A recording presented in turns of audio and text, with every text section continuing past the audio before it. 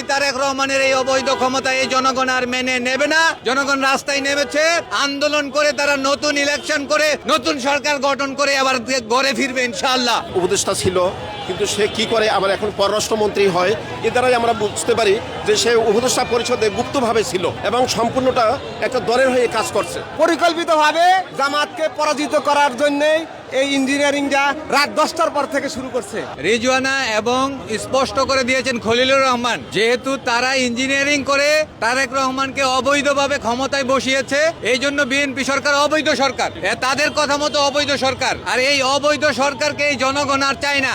সত্য উদ্ঘাটন হয়ে গেছে, সারা বাংলাদেশের মানুষ, সারা পৃথিবী জেনে গেছে যে এই নির্বাচনটা একটা ইঞ্জিনিয়ারিং হয়ে গেছে এবং ইঞ্জিনিয়ারিং মাধ্যমেই তারা অন্যকে ক্ষমতায় দিছে। এদেশে ইসলামপন্থীদেরকে তারা উগ্রপন্থী হিসেবেই আখ্যায়িত করছে। এটা এদেশের জনগণের কাছে আমরা বিচার দিলাম। ভোট চুরি খলিলুর রহমান এবং তার অন্যান্য দল দালালেরা এই ভোট, আমাদের ভোট তারা নিয়েছে, সামান্য ভোট, আর আমাদের অসংখ্য ভোট তারা চুরি করে রাতের বেলায় ব্যালট ভোট চুরি করে চিল মারা হয়েছে। রেজওয়ানা হাসান, ডক্টর খলিলুর রহমান এরা তো নিজেই মিডিয়ার সামনে গিয়ে স্বীকার করতেছে যে আমরা নাম উল্লেখ না করে বিভিন্ন অ্যাঙ্গেলে বোঝাচ্ছে যে আমরা অমুককে ক্ষমতা যেতে দেয়নি।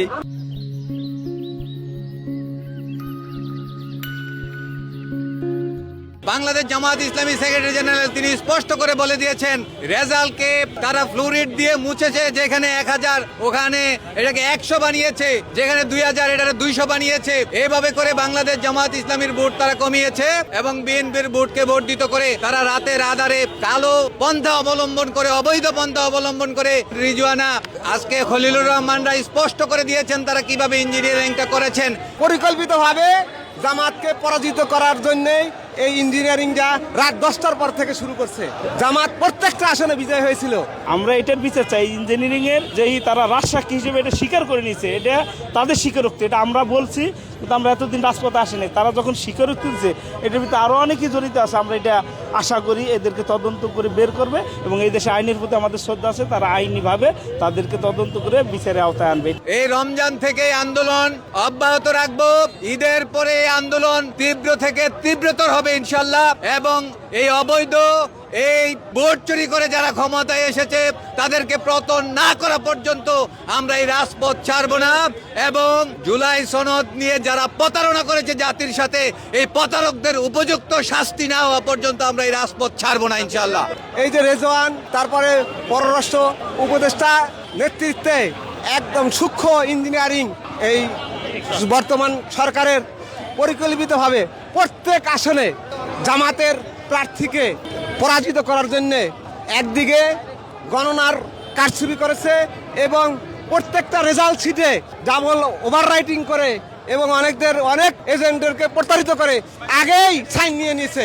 নির্বাচন তো সারাদিন সুষ্ঠু হয়েছিল।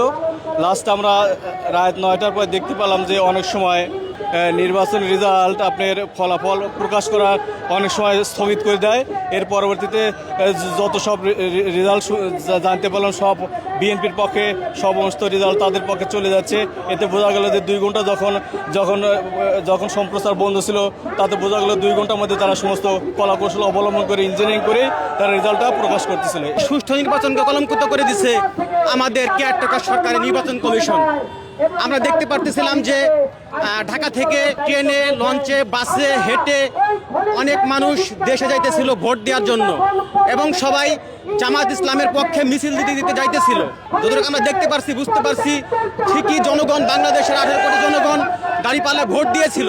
কিন্তু ভোটের দিন গণনা 5টা থেকে গণনা শুরু করে রাত 11টা পর্যন্ত সারা বাংলাদেশ থেকে জামাত ইসলামের বিজয় আসতেছিল। কিন্তু হঠাৎ করে 2 ঘন্টা 3 ঘন্টার মতো ভোট গণনা বন্ধ ছিল। এর মধ্যেই নির্বাচন কমিশন অন্যায় করে, অবিচার করে, আমাদের ভোট কারচুপি করে অন্যায়ভাবে অপোজিশন পার্টিকে, বর্তমান সরকারকে জিতিয়ে দিয়েছে। যে পর্যন্ত আমাদের এই ভোটের বিচার না হবে আমরা আন্দোলন করে যাব ইনশাল্লাহ।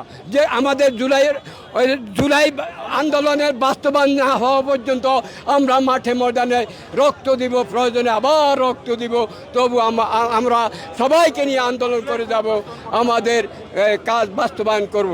আমরা ফলাফল মেনে নিতে বাধ্য হয়েছে। এই কারণে দেখলাম যে আমাদের 24শে গণঅভ্যুত্থানে বহু লোক হতাহত হয়েছে, হতাহত হয়েছে, 2000 মানুষ জীবন দিছে। এই কারণে আমরা এ নিয়ে তখন মাথা ঘামানি, কিন্তু যখন আমরা জানতে পারলাম যে আমাদের উপদেষ্টারাই এর সাথে জড়িত এবং নিজেরাই বিভিন্ন মিডিয়ায় বলতেছে আমরা আমাকে ক্ষমতা দিতে দেয়নি, আমাকে ক্ষমতা দিতে দেয়নি, সে তাদের কথার পরিপ্রেক্ষিতে আমরা তাদের বিচার আওতা আনার জন্য আমরা এখানে সমবেত হয়েছে এবং মিছিল করছি। আমি যখন দেখতে পারছি যে আমার ভোটাধিকার নষ্ট করা হয়েছে, সেই জন্য আর জামাত ইসলামী বিজয় হওয়ার সম্ভাবনাই ছিল যতটুকু আমি বুঝতে পারছিলাম। এই জন্য আমি এখনো ফলাফল মানি না। আমি চাই আবারও যদি আন্দোলন হয়, আন্দোলনে আবার যোগ দিব ইনশাল্লাহ।